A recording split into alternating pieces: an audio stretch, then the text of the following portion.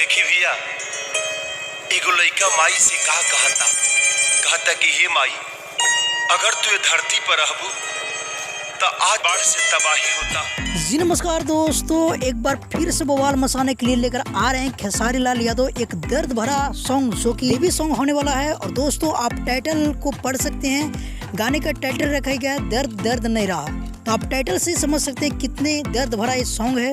तो इस सॉन्ग में आप लोग के सपोर्ट की ज़रूरत है, क्योंकि ऐसा सॉन्ग बार बार नहीं आता है।